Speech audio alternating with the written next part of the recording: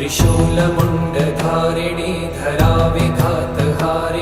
गृहे गृहे निवासिनी भजामि विन्ध्यवासिनी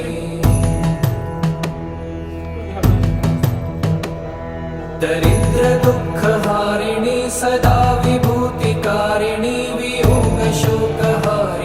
भजामि विन्ध्यवासिनी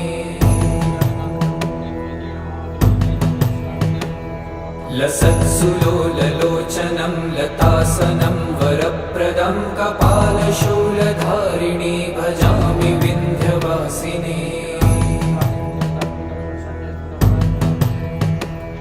कराब्जदानदाधर